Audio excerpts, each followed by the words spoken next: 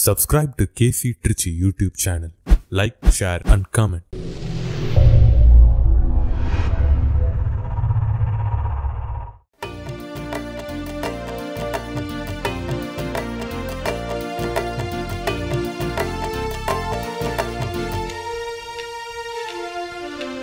என்னை சூழும் துன்பங்கள் கணையாக வரும்போது துணையாகி என்னை ஆள்பவா. என்னை சூழும் துன்பங்கள் கணையாக வரும்போது துணையாகி என்னை ஆள்பவா. மனநோயில் நான் மூழ்கி மடிகின்ற பொழுதங்கு மனநோயில் நான் மூழ்கி மடிகின்ற பொழுதங்கு குணமாக்க வருவாயப்பா. ஏனை உனதாக்கி அருள்வாயப்பா. தமிழாளுன் புகழ் பாடி தேவா நான் தினம் வாழ வருவாயே திருநாயகா.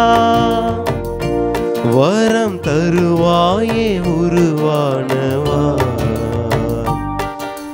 தமிழாளுன் புகழ் பாடி தேவா நான் தினம் வாழ வருவாயே திருநாயகா. வரம் தருவாயே உருவானவா.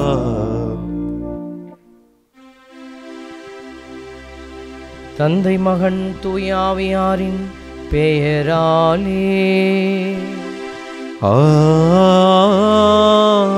ஆமென். நம் ஆண்டவராகிய இயேசு கிறிஸ்துவின் அருளும் கடவுளின் அன்பும் தூயாவியாரின் நட்புறவும் உங்கள் அனைவரோடும் இருப்பதாக. உம் ஆன்மாவோடும் இருப்பதாக. ஆண்டவருக்குள் பிரியமான சகோதர சகோதரிகளே, ஆண்டவருடைய இரக்கம் நிறைந்த இந்த நல்ல நாளிலே இந்த வழிபாடு உங்கள் அனைவருக்கும் இந்த திருப்பலியை கண்டு ஆண்டவரை சேவிக்கிற, ஆண்டவரை மகிமைப்படுத்துகிற ஒவ்வொரு குடும்பத்தாருக்கும் நிறைவான ஆசீர்வாதம் கடந்து வர உங்களுக்காக ஜெபிக்கிறோம். இறைவன் தாமே அவரவர் நிலையை அறிந்திருக்கிறவர், அவரவருக்கு உகந்த விதமாக தன்னுடைய இரக்கத்தின் கரத்தை நீட்டுகிறவர். அறிய முடியாத பிள்ளைகளுக்கு தன்னுடைய அன்பின் அறிவை தந்து தன்னை அறியும்படி செய்கிறவர்.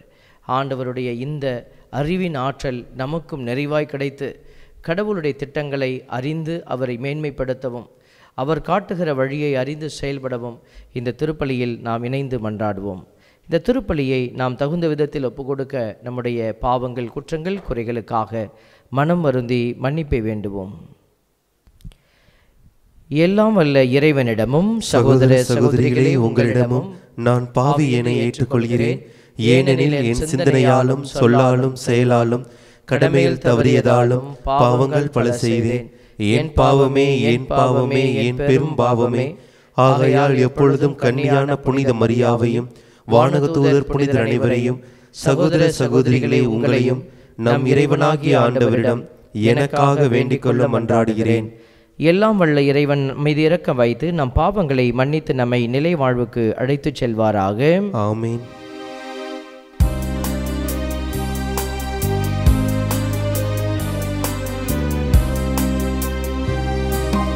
ஆண்டவரே இரக்கமாயிரும்.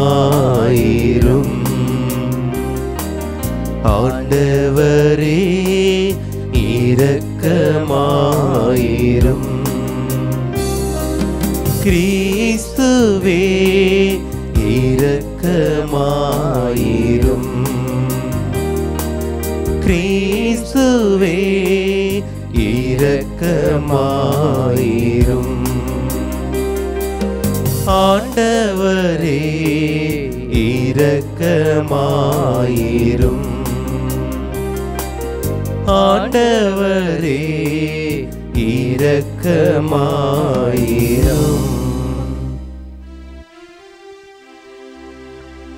மன்றாடுவோமாக. இறைவா, உம்மை எதிர்நோக்கி இருப்போரின் ஆற்றல் ஆனவரே, உம்மால் அன்றி வலுவற்ற எங்களால் ஒன்றும் செய்ய இயலாது. எனவே உம் கட்டளைகளை நிறைவேற்றி எங்கள் விருப்பத்தாலும் செயலாலும் உமக்கு உகந்தவர்களாகிட உமது அருளுதவியை கனிவுடன் எங்களுக்கு என்றும் அளிப்பீராக. உமோடு தூய ஆவியாரின் ஒன்றிப்பில் என்றென்றும் வாழ்ந்து ஆட்சி செய்கின்ற எங்கள் ஆண்டவராகிய கிறிஸ்து வழியாக உம்மை மன்றாடுகின்றோம். ஆமென். முதல் வாசகம்.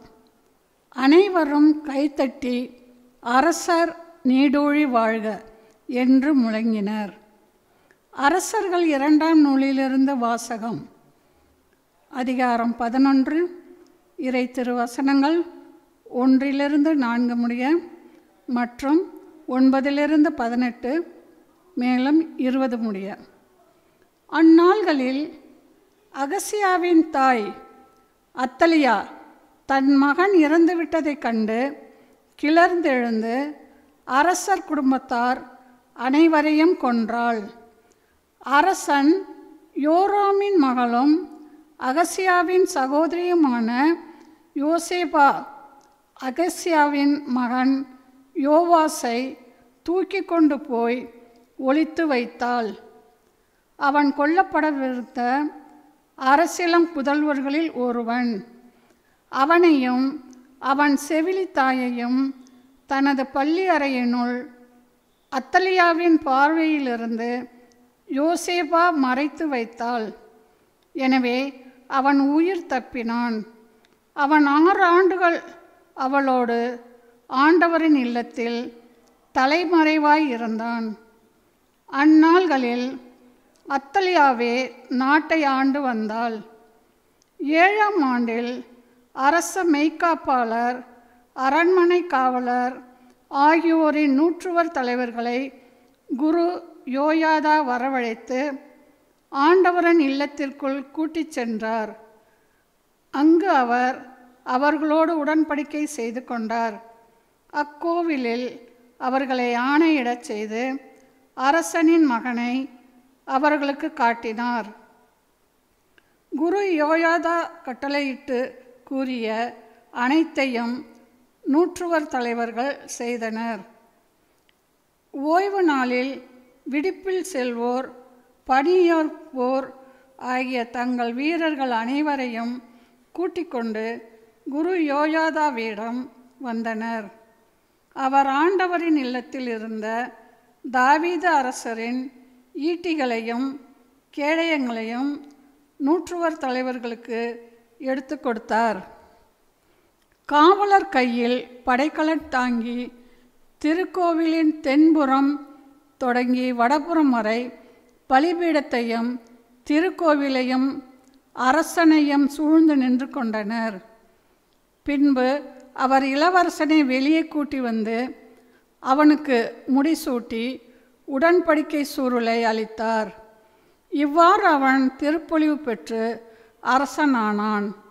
அனைவரும் கைத்தட்டி அரசர் நீடூழி வாழ்க என்று முழங்கினர். மக்களும் காவலரும் எழுப்பிய ஒலியை அத்தலியா கேட்டு ஆண்டவரின் இல்லத்தில் கூடியிருந்த மக்களிடம் வந்தாள். மரபுக்கேற்ப அரசன் தூணருகில் நிற்பதையும் படைத்தலைவர்களும் எக்காலம் ஊதுபவர்களும் அவன் அருகில் இருப்பதையும் நாட்டின் எல்லா மக்களும் மகிழ்ச்சி கொண்டாடி எக்காலம் ஊதுவதையும் கண்டாள். உடனே அவள் தன் ஆடைகளை கிழித்து கொண்டு சதி சதி என்று கூக்குரலிட்டாள். அப்பொழுது குரு யோயாதா படைகளுக்கு பொறுப்பேற்றிருந்த 100 தலைவர்களை நோக்கி, படையணிகளுக்கு வெளியே அவளை கொண்டு செல்லுங்கள். அவளை எவனாவது பின்பற்றினால் அவனை வாளால் வெட்டி வீழ்த்துங்கள் என்று கட்டளையிட்டார். அவளை ஆண்டவரின் இல்லத்தினுள் கொள்ளலாகாது என்றும் கூறியிருந்தார். எனவே அவர்கள் அரண்மனையின் குதிரை நுழைவாயிலை அவள் அடைந்த பொழுது அவளை பிடித்தனர். அங்கே அவள் கொல்லப்பட்டாள். பின்பு யோயாதா ஆண்டவர் ஒரு பக்கமும் அரசன் மக்கள் மறுபக்கமுமாக அவர்களிடையே உடன்படிக்கை செய்து வைத்தார். இதன் மூலம் அரசனும் மக்களும் ஆண்டவரின் மக்களாய் இருப்பதாக ஏற்றுக்கொண்டனர். அவ்வாறே அவர் அரசனுக்கும் மக்களுக்கும் இடையே உடன்படிக்கை செய்து வைத்தார். பிறகு நாட்டிலுள்ள மக்கள் எல்லாரும் பாகாலின் கோவிலுக்கு சென்று பலிபீடங்களையும் சிலுவைகளையும் தகர்த்தெறிந்தனர். பாகாலின் அர்ச்சகன் மத்தானை பலிபீடங்களுக்கு முன்பாக கொலை செய்தனர். பிறகு குரு ஆண்டவரின் இல்லத்தில் காவலரை நிறுத்தி வைத்தார். நாட்டின் எல்லா மக்களும் மகிழ்ச்சி கொண்டாடினர். அத்தலியா வாளால் அரண்மனையில் கொல்லப்பட்ட பின் நகரில் அமைதி நிலவியது. ஆண்டவரின் அருள்வாக்கு. இறைவனுக்கு நன்றி. பதிலுரை திருப்பாடல். நீங்கள் அனைவரும் சொல்ல வேண்டிய பதிலுரை. ஆண்டவர் சீயோனை தம் உறைவிடமாக்க விரும்பினார். ஆண்டவர் சீயோனை தம் உறைவிடமாக்க விரும்பினார். ஆண்டவர் சீயோனை தம் உறைவிடமாக்க விரும்பினார். ஆண்டவர் சீயோனை தம் உறைவிடமாக்க விரும்பினார். ஆண்டவர் தாவீதுக்கு உண்மையாய் ஆணையிட்டு கூறினார். அவர் தம் வாக்குறுதியின்றி பின்வாங்க மாட்டார். உனக்கு பிறந்த ஒருவனை அரசராக ஏற்படுத்தி உன்னை அரியணையில் வீட்டிருக்க செய்வேன். உனக்கு பிறந்த ஒருவனை அரசனாக ஏற்படுத்தி உன் அரியணையில் வீட்டிருக்க செய்வேன். ஆண்டவர் சீயோனை தம் உறைவிடமாக்க விரும்பினார். ஆண்டவர் சீயோனை தேர்ந்தெடுத்தார். அதையே தம் உறைவிடமாக்க விரும்பினார். இது என்றென்றும் நான் இளைப்பாறும் இடம். இதை நான் விரும்பியதனால் இதையே என் உறைவிடமாக்குவேன். ஆண்டவர் சீயோனை தம் உறைவிடமாக்க விரும்பினார்.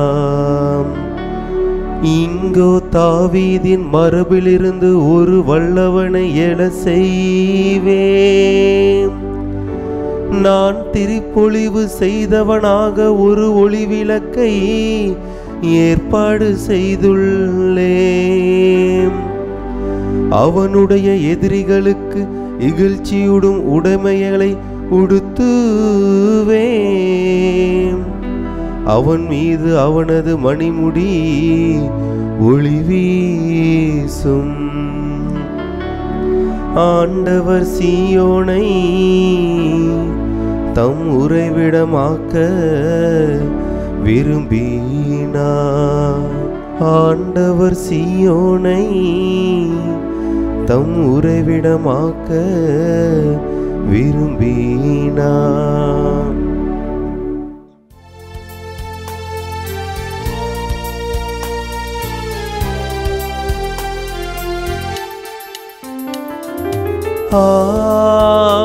Alleluia,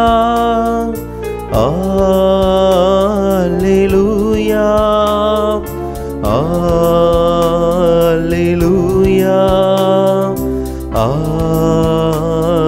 Alleluia, Alleluia, Alleluia, Alleluia, Alleluia, Alleluia, Alleluia, Alleluia. ஏழையரின் உள்ளத்தோ பேறு பெற்றோர். ஏனெனில் விண்ணரசு அவர்களுக்கு உரியது. அல்லேலூயா அல்லேலூயா அல்லேலூயா அல்லேலூயா அல்லேலூயா. ஆண்டவர் உங்களோடு இருப்பாராக. உம் ஆன்மாவோடும் இருப்பாராக. மத்தேயு எழுதிய தூய நற்செய்தியிலிருந்து வாசகம். ஆண்டவரே மாட்சி உமக்கே. அதிகாரம் 6 இறை வார்த்தைகள் 19 23 முடிய. இயேசு தம் சீடரை நோக்கி கூறியது, மண்ணுலகில் உங்களுக்கென செல்வத்தை சேமித்து வைக்க வேண்டாம். இங்கே பூச்சியும் துருவும் அழித்துவிடும், திருடரும் அதை கன்னமிட்டு திருடுவர். ஆனால் விண்ணுலகில் உங்கள் செல்வத்தை சேமித்து வையுங்கள். அங்கே பூச்சியோ துருவோ அழிப்பதில்லை, திருடரும் கன்னமிட்டு திருடுவதில்லை. உங்கள் செல்வம் எங்கு உள்ளதோ அங்கே உங்கள் உள்ளமும் இருக்கும். கண்தான் உடலுக்கு விளக்கு. கண் நலமாயிருந்தால் உங்கள் உடல் முழுவதும் ஒளி பெற்றிருக்கும். அது கெட்டுப்போனால் உங்கள் உடல் முழுவதும் இருளாய் இருக்கும். ஆக உங்களுக்கு ஒளி தர வேண்டியது இருளாய் இருந்தால் இருள் எப்படி இருக்கும்? ஆண்டவரின் அருள்வாக்கு. கிறிஸ்துவே உமக்கு புகழ். ஆண்டவருக்குள் பிரியமான சகோதர சகோதரிகளே, உங்கள் அனைவரையும் இந்த அருமையான நாளில் ஆண்டவருடைய பிரசன்னத்திலே வார்த்தையான அந்த வல்லமையான வார்த்தையோடு சந்திப்பதில் பெருமகிழ்ச்சி அடைகிறோம். அடிக்கடி நாம் சொல்லி கொண்டிருக்கிற ஒரு காரியம், வார்த்தையினாலே நீங்கள் பலப்படணும். ஏன்னா அந்த வார்த்தை நமக்கு எல்லாமா இருக்கிறது. எபிரேயர் 4:12 இந்த வார்த்தைக்கு ஒரு டெஃபினிஷன் கொடுக்குது. அந்த வார்த்தை உயிருள்ளது, ஆற்றல் வாய்ந்தது. இந்த உயிருள்ள ஆற்றல் வாய்ந்த வார்த்தை தான் நம்மை ஆண்டவருடைய வழியில் நடத்தி செல்ல வல்லதாக இருக்கிறது. உலகத்தினுடைய பொருட்கள் எல்லாம் உலகத்தில் நம்ம எப்படி வல்லமையோடு வழி நடத்தி செல்லுதோ, பெருமையோடு வழி நடத்தி செல்லுதோ, அதே போல் இந்த வார்த்தை வல்லமை தான் நம்மை ஆத்மாவிலும் நிறைவான ஒரு அபிஷேகமான ஒரு பிள்ளைகளாக வழி நடத்தி செல்கிற. இந்த உலகமே பார்த்திங்கன்னா ஒரு வார்த்தையில் தான் இயங்கி கொண்டு இருப்பதை நம்ம ஆழமாக சிந்திக்க முடியும். இன்றைக்கி நாடுகளும் போர் தொடுக்கிற போது அதனுடைய ஆழம் எங்கே இருக்கிறது அப்படின்னு நம்ம பார்க்குற போது, அந்த அதிபர் சொன்ன வார்த்தை, இந்த அதிபர் சொன்ன வார்த்தை, அவர் இப்படி சொன்னார், அவர் இந்த மாதிரி ஒரு முடிவை எடுத்து அதை இப்படி வார்த்தையில் வெளிப்படுத்தினார். பார்த்திங்கன்னா கடைசியில் வார்த்தையில் தான் எல்லாமே நிற்கும். வீட்டில் சண்டை நடக்கிற வீட்டில் போய் கேட்டோம்னாக்கா, நான் இதை சொன்னேன், அவர் அதை சொன்னார். பார்த்திங்கன்னா அந்த பிரச்சனைகள் ஒரு மாதிரி இருந்தால் கூட, இழப்புகள், அங்கே சண்டை சச்சரவுகளுடைய வழிமுறைகள் எதுவாக இருக்கலாம், ஆனால் அதனுடைய ஆழம் எங்கே, ரூட் எங்கேன்னு போய் பார்க்குற போது அந்த வார்த்தையில் தான் எல்லாமே அடங்கியிருப்பதை நம்ம பார்க்குறோம். அதனால தான் சொல்கிறோம், இந்த வார்த்தையை கேட்டு தியானித்து நம்ம செயல்படணும். இன்றைக்கி நம்ம பொதுக்காலம் 11வது வாரத்தில் இருக்கிறோம். இன்றைக்கி வாசிக்கப்படுகிற அந்த சபை மன்றாட்டில் கூட நம்ம பார்க்குறோம், ஆண்டவருடைய வார்த்தை எப்படி எழுதப்பட்டிருக்கிறன்னா, உம்மை எதிர்நோக்கி இருப்போரின் ஆற்றல் ஆனவரே. ஆண்டவர் இப்படி தான் அட்ரஸ் பண்ணி இன்றைக்கி நமக்கு அந்த வார்த்தை தரப்படுகிறது. உம்மால் அன்றி வலுவற்ற எங்களால் ஒன்று செய்ய இயலாது, நீங்கள் தான் எல்லாமே. எனவே உம் கட்டளைகளை நிறைவேற்றி, சும்மா இல்லை, உம் கட்டளைகளை நிறைவேற்றி எங்கள் விருப்பத்தாலும் செயலாலும் உமக்கு உகந்தவர்களாகிட முது உதவியை, அருள் உதவியை எங்களுக்கு தாங்க. இதுதான் ஜெபம். இப்போ பாருங்கள், அதில் வரக்கூடிய அந்த அழகான க்ரக்ஸ்ன்னு சொல்லுவாங்க, அதில் இருக்கக்கூடிய ஒரு ஆழமான கருத்து, உம் கட்டளைகளை நிறைவேற்றி. அது எப்படி நிறைவேற்றுறோம்? வெறுப்பால் இல்லை, எங்கள் விருப்பத்தாலும் செயலாலும். இந்த கட்டளைகளை நிறைவேற்றுறதுனுடைய அடையாளம் விருப்பம் இருக்கணும், அதில் செயல்பாடு இருக்கணும். இந்த இரண்டும் தான் நம்ம ஆண்டவருடைய வழியில் அந்த வார்த்தையை வாழ்வாக்குகிறோம் அப்படிங்கிறதுக்கு அடையாளம். இன்றைக்கி நிறைய பேர் பைபிள் படிச்சுட்டே இருப்பாங்க. அந்த பைபிள் படிக்கிறதோடு அவங்களுடைய பக்தி முயற்சி முடிவடையுதுன்னு நினைக்கிறாங்க. இந்த இரண்டும் அதில் இருக்கணும். விருப்பமும் இருக்கணும், செயல்பாடில் அது வெளிப்படணும். விருப்பத்தால் வெளிவருகிற செயல்பாடு. அப்போ இந்த நாளில் நமக்கு ஆண்டவர் என்ன பேசுகிறாரு அப்படின்னு நம்ம கேட்டு சிந்திக்கிறோம். அநேகர் எனக்கு நிறைய மெசேஜ் போட்டுகிட்டே இருக்கிறீங்க. உங்களுடைய ஒரு வாழ்த்து, உங்களுடைய ஒரு ஆறுதல், உங்களுடைய சப்போர்ட், அந்த எல்லாத்துக்காகவும் இந்த நேரத்தில் நான் நன்றி செலுத்த விரும்புகிறோம். ஏன்னா நீங்களும் அதே வார்த்தையை கொடுத்து தான் எங்களை பலப்படுத்துகிறீங்க. எல்லா சூழலிலும் இந்த அருங்குடை இல்லம் உருவாக ஆரம்பித்த அந்த நாட்களிலிருந்து அநேகர் இந்த இடம் வெறுமையாய் கிடந்தது. தந்தையர்கள் வந்து இதை உருவாக்க ஆரம்பித்தாங்க. கடவுளுடைய திட்டம் இந்த இடத்துல நிறைவேறியது. அப்புறம் நாங்கள் வந்து உட்கார்ந்த பிறகு அந்த திட்டம் இன்னும் மேம்படுத்தப்பட கடவுள் திட்டமிட்டார். அப்போது மக்களுடைய வார்த்தை, நான் சொன்ன இந்த விருப்பம், நான் சொல்கிற இந்த செயல், இதெல்லாம் இதில் இணைந்ததுனால ஒரு இடம் வெற்றி அடைகிறது. ஒவ்வொரு இடமும் அப்படி தான். நீங்கள் எந்த திருத்தலத்தை வேணாலும் எடுத்துக்கொள்ளுங்களேன், வேளாங்கண்ணி எடுத்துக்கொள்ளுங்கள், அதனுடைய ஆரம்ப நிலையை பார்த்தீங்கன்னா அங்கே ஒன்றுமே இல்லை, ஒரு சின்னோண்டு கோயில் தான். அப்போ அங்கே நல்ல உள்ளங்கள் இணைந்து வராங்க. உடனே எடுத்தோடனே அங்கே குருக்கள் ஆயர்கள் எல்லாம் வரல. சாதாரண உங்களை போன்ற எளியவர்கள் வந்து என்ன செய்கிறாங்க, அந்த விசுவாசத்தை காப்பாற்றுறாங்க. அந்த விசுவாசத்தை எப்படி காப்பாற்றினாங்க? தங்களுடைய வார்த்தையினாலும் விருப்பத்தினாலும் செயலாலும் அவங்க என்ன செய்கிறாங்க, காப்பாற்றி கொண்டு வராங்க. அப்படி தான் நீங்கள் எந்த ஒரு திருத்தலமாக இருந்தாலும் நீங்கள் எடுத்துக்கொள்ளுங்கள், அது அப்படி தான் உருவாகி ஏதோ எளியவர்களுடைய ஒரு நல்ல உள்ளங்களுடைய ஒரு உருவாக்கம், அந்த செயல்பாடு, அந்த விருப்பம். இன்றைக்கி கடவுளுக்கு முன்னாடி நாம் இதையே தான் யோசிக்கிறோம். கடவுளுக்கு முன்னாடி உட்கார்ந்து இந்த நாளில் ஆண்டவர் நமக்கு என்ன செய்தியை சொல்லுகிறார். இப்போ இன்றைக்கி நற்செய்தியை நம்ம வாசித்து பார்க்குறோம். மண்ணுலகில் உங்களுக்கு செல்வத்தை சேமிக்க வேண்டாம், விண்ணுலகில் சேமித்து வை. கடவுள் பாருங்கள், எங்கே சேமிக்கக்கூடாது, எங்கே சேமித்து வைக்கணும் அப்படின்னு சொல்கிறார். அப்போ விண்ணுலகில் சேமித்து வை. இப்போ விண்ணுலகில் போய் எப்படி சொத்து வாங்கி வைக்கிறது அப்படிங்கிறது தான் நம்ம யோசிக்கிறோம். மண்ணுலகத்தில் சொத்து சுகம்லாம் வாங்கி வச்சுருக்கிறோம், நகை நட்டு வாங்கி வச்சுருக்கிறோம், பணம் வாங்கி இதெல்லாம் மனிதர்கள் திருடுவதற்கும் பூச்சிகளை அரிப்பதற்கும் எதுவாக இருக்குது. ஆனால் விண்ணுலகத்தில் நம்ம சேர்த்து வைக்கிற சொத்து எதுவுமே அது மனிதர்களால் அது எடுக்கப்பட முடியாது. அதனால தான் ஆண்டவர் அழகாக சொல்கிறார் பாருங்கள், உங்கள் செல்வம் எங்கே இருக்குதோ அங்கே தான் உங்கள் உள்ளம் இருக்கும் அப்படின்னு அழகாக சொல்கிறார். அப்போ நம்ம உள்ளம் எங்கே இருக்குது? நம்ம உள்ளம் எப்போ பார்த்தாலும் பணம், பிஸ்னஸ்ஸு, பேங்க்கு, இப்போ இதை ஒன்றுக்கு ரெண்டாக மாற்றுறது, இதிலே இருக்குதுன்னா நம்ம உள்ளம் அங்கே இருக்குன்னா நம்மளுடைய எல்லாமே அங்கே தான் இருக்குது. ஏன்னா செல்வம் இருக்கிற இடத்துல நம்மளுடைய உள்ளம் இருக்குது. அப்போ அது கடவுள்கிட்ட இல்லை. முதல்ல அதை நம்ம நிலைப்படுத்தணும், உறுதி செய்யணும். அடுத்தது பாருங்கள், இதை சொல்லிவிட்டு கடவுள் எங்கே கொண்டு வந்தார்னா, கண்தான் உடலுக்கு விளக்கு. இப்போ இந்த ஆசீர்வாதத்தை சொல்லிட்டு எங்கே வர்றாரு? கண்தான் உடலுக்கு விளக்கு. உன் கண் நலமாக இருந்தால் உங்கள் உடல் முழுவதும் நலமாக இருக்கும். ஒளி தர வேண்டியதே இருளாக இருந்தால் இருள் எப்படி இருக்கும்? அப்போ அந்த உண்மையான அந்த ஒளிக்கும் உண்மையான அந்த இருளுக்கும் இடையே இருக்கக்கூடிய அந்த ஒரு வேறுபாட்டை வந்து ஆண்டவர் உணர்த்துறார். அப்போ நம்மெல்லாம் ஒளியின் பிள்ளைகளாக, இந்த இருள் ஒளிங்கிறது வந்து வெறும் நம்ம ராத்திரியேவோ சபிக்கிறார் ஆண்டவர், அப்படி பார்க்கக்கூடாது. இந்த இடத்துல ஒளி இருள் என்பது நன்மை தீமை அதனுடைய அடையாளம். இதில் பார்க்கக்கூடிய அந்த சில காரியங்களை நம்ம பார்க்குற போது, கண் உங்கள் உடலுக்கு விளக்கு, இதை மட்டும் நம்ம வச்சு பார்க்குறோம். கண்ணு தான். இப்போ இந்த கண்ணுன்னா உடனே நம்ம வந்து வெறும் கண்ணை யோசிக்கக்கூடாது. இது உடல் சார்ந்த உறுப்பு அப்படின்னு நம்ம யோசிக்கிறது அது உடல் சார்ந்த நிலை. ஆனால் ஒரு ஆன்மா சார்ந்த ஒரு நிலையில் இந்த கண் தான் உடலுக்கு விளக்கு அப்படிங்கிற வார்த்தையை நம்ம யோசிக்கும் போது இதில் நிறைய விஷயங்கள் பைபிளில் இருக்குது நமக்கு. இப்போ நம்ம கண்ணால் பார்க்குறோம், கண்ணால் பார்த்து தான் ஒரு விஷயத்தை டிசைட் பண்ணுறோம். இப்போ இந்த கண்ணால் பார்த்து நான் என்ன செய்கிறேன், இங்கே நிற்கணுமா அப்படிங்கிறத நான் டிசைட் பண்ணுறேன். இப்போ நான் கொஞ்சம் ஓரமாக ஒதுங்கிட்டேன்னா அங்கேருந்து கேமராமேன் என்ன செய்வார், கண்ணால் பார்ப்பார். பார்த்துட்டு கேமராவில் பார்த்துட்டு இப்படி கையை காட்டுவார், நேராக வாயா அப்படின்வார். இப்போ எல்லாருமே அப்படி தான். ரோட்டில் போகிறோம், கண்ணால் பார்க்குறோம், எல்லாமே கண்ணால் பார்த்து நான் எங்கே வண்டியை ஓரங்கட்டணும், எங்கே நம்ம நேராக போகணும், எல்லாமே கண்ணால் பார்த்து நம்ம என்ன செய்கிறோம், இந்த உடலை இயக்கி கொண்டே இருக்கிறோம்.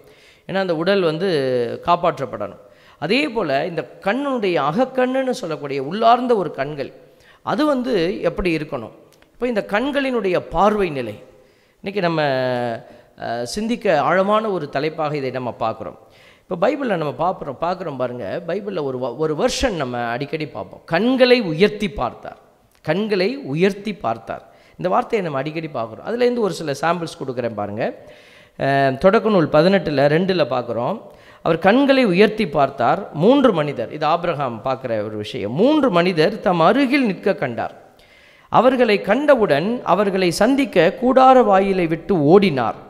அவர்கள் முன் தரை மட்டும் தாழ்ந்து வணங்கி அவர்களை நோக்கி வாங்க சாப்பிடுங்கன்னு அவர் சொல்கிறார். இப்போ இந்த பகுதியை மட்டும் யோசிக்கும் போது ஆபிரகாம் யாரை பார்த்தார்? அவர் 3 இளைஞர்களை பார்க்குறார். அவங்க வான தூதர்கள், கடவுளிடமிருந்து வந்திருக்கிறவங்க அவருக்கு தெரியாது. அவர் ஒரு வழிப்போக்கர்களை பார்க்குறார். ஏன்னா அங்கெல்லாம் ஆட்கள் இப்படி வெளியிலேருந்து வர்றது ரொம்ப கஷ்டம். ஏன்னா ரொம்ப டிஸ்டன்ஸ், பாலைவன பகுதிகள். அப்படி யாராவது ஒரு வெளி விருந்தினரை பார்த்துட்டா நல்ல உள்ளம் கொண்டவங்க என்ன செய்வாங்கன்னா இப்படி தான் வரவேற்பாங்க. அதுலேயே பயந்து போனவங்க என்ன செய்வாங்க, உடனே கத்தி கபடாவெல்லாம் எடுத்து இவன் கொண்டுடுவானோன்னு சொல்லி துப்பாக்கி வச்சுக்கிட்டு அப்படி பார்ப்பாங்க. ஆனால் இந்த ஆபிரகாம் என்ன செய்கிறார் பாருங்கள், கண்களை உயர்த்தி பார்த்தார்.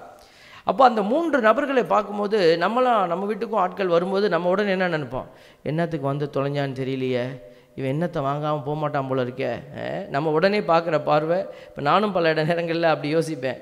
இங்கே வரும்போது யாராவது அவசரமாக வேலை செஞ்சுப்போம், ஐயோ இவர் வராரா, இந்த ஆள் வந்தார்னா போக மாட்டாரே, பேசிகிட்டே இருப்பார், வேலை கெட்டு போயிடுமே, ஐயோ யாரோ ஒருத்தர் வரார், சரி காசு வாங்காமல் போக மாட்டார் போல இருக்குது.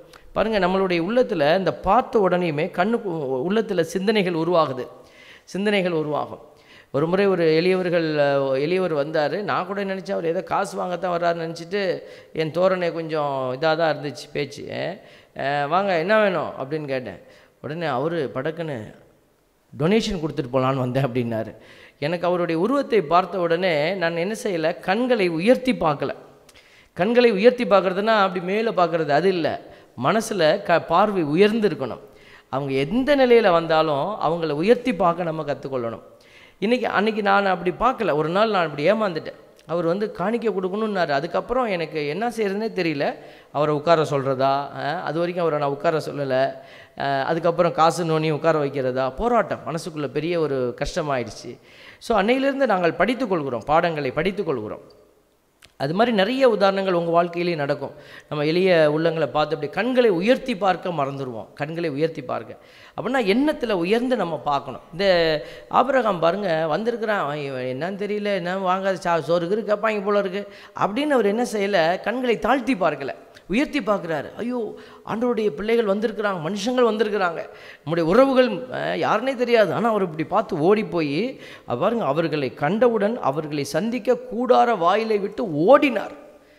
ஓடி போய் அவர்கள் முன் தரை மட்டும் தாழ்ந்து வணங்கி, அவங்க தான் வந்திருக்கிறாங்க உதவி கேட்டு, இவர் ஓடி போய் தாழ்ந்து வணங்கி அவர்களை நோக்கி பேசுகிறார். அப்போ இந்த பார்வை, இதைத்தான் உயர்த்தி பார்க்குறதுன்னு நம்ம சொல்கிறோம். அடுத்தவங்க நமக்கு பயன்படுறாங்களா, அப்போ அவங்களோட சிரிப்போம். பயன்பாடு இல்லையா, அவங்களோட சிரிக்கக்கூடாது அப்படிங்கிற ஒரு மனநிலைக்குள்ளே நம்ம மாறிக்கொண்டு இருக்கிறோம். இந்த மனநிலையோடு இருக்கிறவங்க கண்களை உயர்த்தி பார்க்க தவறுறாங்க. பாருங்கள், இன்றைக்கி நம்ம யோசிக்கணும். இன்றைக்கி நான் கூட பார்க்குறேன், அதான் சொன்னேன் ஆரம்பத்திலேயே, எல்லாரும் இந்த அறுங்குடை இல்லத்தின் மீது எல்லாரும் அக்கறையோடு கண்களை உயர்த்தி பார்க்குறாங்க. இப்போ என்னுடைய டிரான்ஸ்ஃபர் என்னை அறுங்குடை இல்லத்திலிருந்து மாற்றிருக்கிறாங்க அப்படின்னும் போது இது நான் உருவாக்கின இடம் இல்லை, இது நாங்கள் இதை உயர்த்தி காட்டின இடம்தான். இந்த இடம் கடவுள் உருவாக்கிய இடம். இந்த இடத்துக்கு எனக்கு முன்னாடி எத்தனையோ குருக்கள் இந்த இடத்துல வேலை செய்திருக்கிறாங்க. இப்போ நானும் ஒரு வாய்ப்பு எனக்கு கடவுள் கொடுத்தாரு. இந்த இடத்துல நான் 5 ஆண்டுகள் எதை ஆண்டவர் சொன்னாரோ அதை நிறைவாய் செய்திருக்கிறோம். அதுதான் நம்மளுடைய செயல்பாடு, அதில் தான் நம்முடைய பெருமையும் கூட. ஆனால் இந்த இடத்துலையே இருக்கணுமா, இல்லை, கீழ்ப்படிதல். ஆயரை வந்து நீ அங்கே போ அப்படின்னா நம்ம போய் தான் ஆகணும். அவர் ஏன் அங்கே போக சொன்னார், அதை பற்றி நமக்கு கேள்விகள் கிடையாது. ஆனால் நிறைய உள்ளங்கள் ஃபாதரை வந்து எங்கேயோ மாற்றிட்டாங்க, அந்த ஒரு வருத்தம், அந்த வலி. கண்டிப்பாக நான் நல்ல இடத்துக்கு தான் போயிருக்கிறோம், அந்த இடத்துல மக்கள் ரொம்ப குறைவாக இருக்கிறாங்க, இருந்தாலும் அதில் ஒரு நிறைவு உண்டு. அந்த இடத்துல நாங்கள் பணி செய்ய அப்படிங்கிறத விட ஆண்டவர் ஏதோ ஒரு அந்த தனிமையை நமக்கு கொடுக்குறார். சீடர்களுக்கு சொன்னார், நீ ரொம்ப களைப்பாக உழைச்சிட்டப்பா, நீ போய் அக்கறைக்கு போய் அப்பால போய் ரெஸ்ட் எடு அப்படின்னார். ஒருவேளை அந்த செய்தியாக கூட எனக்கு இருக்கலாம், நீ நிறைய வேலை செஞ்சுருக்கிற, கொஞ்ச நாள் போய் ரெஸ்ட் எடு அப்படின்னு கூட இருக்கலாம். இல்லை, அங்கே இருந்து கொண்டு இன்னும் அதிகமாக நீ என்ன செய்யணும், என் வார்த்தைக்குள்ளே வா. பாலைவன அனுபவம். பவுலடியாரை கடவுள் தெரிந்தெடுத்த உடனே என்ன சொல்கிறாரு, நீ அரேபியாவுக்கு ஓடுறாரு. அரேபியாவில் யார் இருந்தா, என்ன ஆயிரக்கணக்கான மக்கள் இருந்தாங்களா? இல்லை, அரேபியாவில் யாருமே இல்லை, அது ஒரு பாலைவனம். அந்த பாலைவனத்திற்குள்ளே போய் உட்கார்ந்த பிறகு தான் பவுலடியாருக்கு அடுத்த திட்டங்கள் வெளிப்படுத்தப்பட்டது. அதே போல் கடவுள் அடுத்த திட்டத்திற்கான அழைப்பாக எனக்கு இருக்கலாம். நானும் இந்த விஷயத்தை கண் உயர்த்தி பார்க்குறேன்.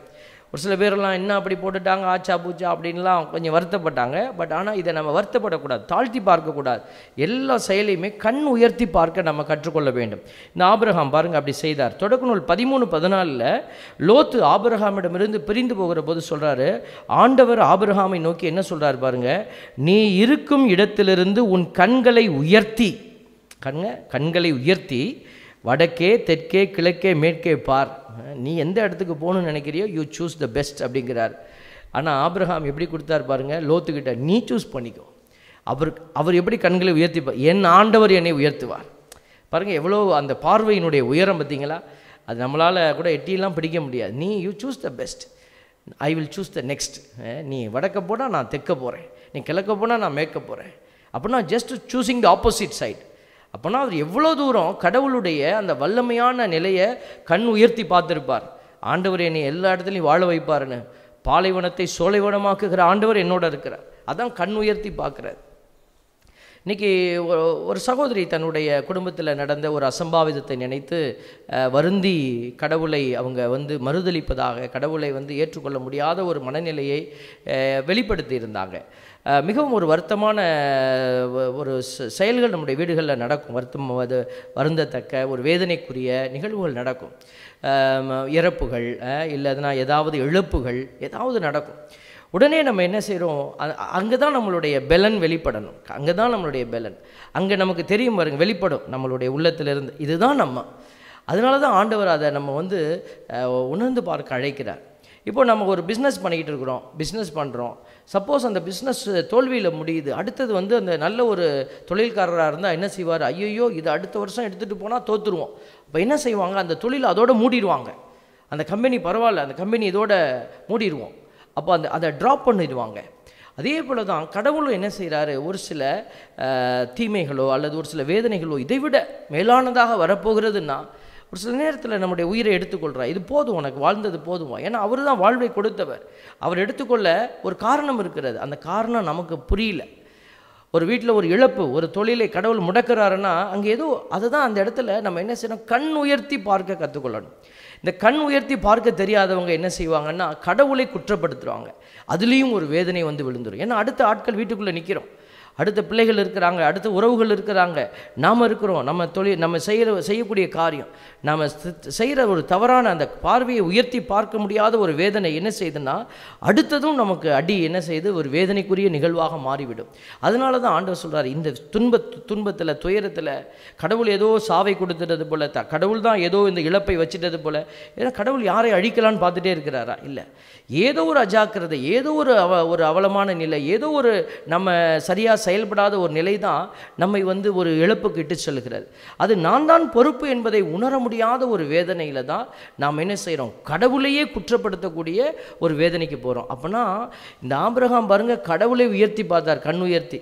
நாம் அப்படி பார்க்க முடியலனாலும், கண் உயர்த்த முடியலனாலும் பேசாமல் கண்ணை மூடிக்கிட்டாவது உட்கார்ந்துருக்கணும், பொறுமையோடு காத்திருக்கணும் கடவுளுடைய திட்டம் வெளிப்படும் வரை. அதை விட்டுட்டு நம்ம என்ன செய்கிறோம், கடவுளை கண்கள் தாழ்த்தி பார்க்க தூங்கும் போது அது நமக்கு நெகட்டிவ் வைப்ரேஷனை கொடுக்க ஆரம்பிக்கும். அன்புக்குரியவர்களே, இந்த தொடக்க நூலில் நம்ம பார்க்குறோம் 22 நாளில் 3ஆம் நாள் ஆபிரகாம் கண்களை உயர்த்தி அந்த இடத்தை தூரத்திலிருந்து பார்த்தார். கண்களை உயர்த்தி பாருங்களேன். இந்த வார்த்தைகள் எல்லாம் நிறைய இடத்துல நம்ம பார்க்குறோம். ஏன் எழுதும் போது இந்த கண்களை உயர்த்தினவங்க எழுதணும், பார்த்தார்னு போட வேண்டியதானே. இப்போ கண்களை உயர்த்தி பார்க்குறதுனுடைய கான்செப்ட் சொல்கிறேன். அப்போ தொடக்க நூல் 22:13 பார்க்குறோம், ஆபிரகாம் தன் கண்களை உயர்த்தி பார்த்தார், முச்செடிகளில் கொம்பு மாட்டிக்கொண்டு நின்ற ஒரு ஆட்டுக்கிடாயை கண்டார். உடனே ஆபிரகாம் அங்கு சென்று அந்த கிடாயை பிடித்து தன் மகனுக்கு பதிலாக எரிபலியாக்கினார். அவருடைய பார்வை பாருங்க, தன் மகனையே கொடுக்க துணிந்த ஒரு உயர்ந்த ஒரு பார்வை, கடவுளுக்காக எதையும் இழக்க துணிந்த ஒரு நிலை. அதான் கண் உயர்த்தி பார்த்தார். அப்போது அந்த கண் உயர்த்தி பார்க்கிற பொழுது அங்கே ஒரு ஆடு இருப்பது தென்பட்டது. இவர் கலக்கத்திலையும் ஒரு வேதனையிலையும் இருந்திருந்தாருன்னா அவரால் கண் உயர்த்தி பார்த்துருக்க முடியாது. அந்த ஆடு அங்கே இருப்பது அவருக்கு தெரிந்திருக்காது. அப்போ அவர் கண் உயர்த்தி பார்த்ததுனால அந்த பலியை அவர் நிறைவு செய்ய முடியாத அந்த நிலையில் கடவுள் என்ன செய்கிறார், உதவி செய்து அதை நிறைவு செய்ய வைக்கிறார் ஒரு ஆட்டை கொடுத்து. அப்போ இல்லாட்டினா அவர் என்ன செய்யிருப்பார், ஐயோ தப்புச்சோம் பொழைச்சோன்னு பிள்ளையை தூக்கிக்கிட்டு என்ன செஞ்சிருப்பார், ஓடி வந்திருப்பார். அவர் கண் உயர்த்தி பார்க்க கற்று வைத்திருந்தார். அதே சமயம் பாருங்கள், ஈசாக்கு ரெபெக்கா அவங்களுடைய திருமணத்தை நம்ம பார்க்குற போது இருவரும் ஒருவரை ஒருவர் கண்கள் உயர்த்தி பார்க்குறாங்க. பைபிள் சொல்லுது, தொடக்க நூல் 24:63, மாலையில் வெளியே வயல்புறம் சென்றபோது அவர் கண்களை உயர்த்தி பார்த்தபோது ஒட்டகங்கள் வருவதை கண்டார். அப்போ பாருங்கள், தன்னுடைய மனைவியை தேடுவதற்கு அவர் காத்திருந்தார், எதிர்நோக்கி காத்திருந்தார். ஒரு உறவு தன்னுடைய வாழ்க்கையில் வரப்போகிறது, கண் உயர்த்தி பார்க்குற ஒரு பண்பு. அதே போல் ரெபெக்கா கண்களை உயர்த்தி ஈசாக்கை பார்த்தார். உடனே அவர் ஒட்டகத்தை விட்டு இறங்கினார். பாருங்கள், இந்த இருவரும் பார்க்கிற பார்வை ஏதோ தன்னுடைய உடல் இச்சைகளுக்கான ஒரு நபராக அவர்கள் பார்த்து கொள்ளலை. அதுக்கெல்லாம் நிறைய வழிகள் இருந்தது. ஆனால் அவர்கள் தேடுவது ஆன்மாவினுடைய ஒரு ஒரு இணைப்புக்கான ஒரு அடையாளம். அப்போ கண்கள் உயர்த்தி பார்க்கிற ஒரு அபிஷேகம். அதனால தான் இன்றைக்கி ஈசாக்கு ரெபெக்காவெல்லாம் நம்ம திருமண அந்த சம்பிரதாயத்தில் ஜெபத்தின் போது நம்ம முன்வைத்து ஜெபிக்கிறோம். அதே சமயத்தில் தொடக்க நூல் 33 பார்க்குறோம், யாக்கோபு பாருங்கள் ஏசாவிட்ட சண்டை போட்டுட்டு போயிட்டார். ஏசாவோட பிரச்சனை ஆகி ஏசாவை அண்ணனை விட்டுட்டு ஓடிட்டார். அப்புறம் ஃபீல் பண்ணிட்டார், ஐயோ அண்ணனை இப்படி ஏமாற்றிட்டோமே. நல்லவனாக மாறிட்டார். இந்த நல்லவனாக மாறி அவர் என்ன செய்கிறார், மீண்டும் அந்த சகோதரனை பார்க்க வரும்போது கண்களை உயர்த்தி பார்க்க, அந்த வார்த்தையை பார்க்குறோம், கண்களை உயர்த்தி பார்க்க ஏசா 400 ஆள்களோடு வருவதை கண்டார். அப்போது அவர் என்ன செய்கிறார், தன்னுடைய பிள்ளைகள் எல்லாம் பிரித்து, எல்லாம் தனித்தனியாக பிரித்து, வேலையாளர்களை முன்னாடி பிள்ளைகள் எல்லாம் பின்னாடி அப்படி அனுப்பி வைக்கிறார். அப்படி வரும்போது யாக்கோபு கண்களை உயர்த்தி தன் சகோதரனை பார்த்தார். உயர்த்தி என்கிற போது அந்த வார்த்தையை நம்ம ஆழமாக பார்க்குறோம். இந்த சகோதரனை எப்படி பார்க்குறார், மன்னித்து பார்க்கிறார். உயர்த்தி பார்க்கிறார்னா அன்பு செய்து பார்க்கிறார். அந்த உறவை மீண்டும் தேடி வருகிற மகனாக பார்க்கிறார். அப்படி பல எதிர்பார்ப்புகளோடு தான் அவர் வராரு. அப்போ உயர்த்தி பார்க்கிறதுனா மீண்டும் தன் உறவை எதிர்நோக்கி வருகிற, அன்பை கொடுக்க வருகிற, மன்னிப்பை கொடுத்து நிற்கிற ஒரு அடையாளமாக இந்த யாக்கோபு நிற்கிறாரு. உடனே அங்கே என்ன நடக்குது பாருங்கள். கடவுள் வந்து அவரை உடனே அந்த இடத்துல சண்டைக்கு சச்சரவுக்கு உட்படுத்தலை. அந்த இடத்துல ஏசா தன் சகோதரனை பார்த்து, நீ கொண்டுட்டு எதுக்கு இதெல்லாம் கொண்டுட்டு வர அப்படின்னு சொல்கிறாரு. எல்லாம் உங்களுக்கு கொடுக்கத்தான் அப்படின்னு சொன்னோன்னே சொல்கிறார், என்கிட்ட மிகுதியாக இருக்குது, இதை நீயே வச்சுக்கோ அப்படிங்கிறாரு. யாக்கோபு சொல்கிறார், இல்லை, உமது பார்வையில் எனக்கு தயை கிடைத்திருப்பது உண்மையானால் நான் தரும் அன்பளிப்பை ஏற்றுக்கொள்ளும்.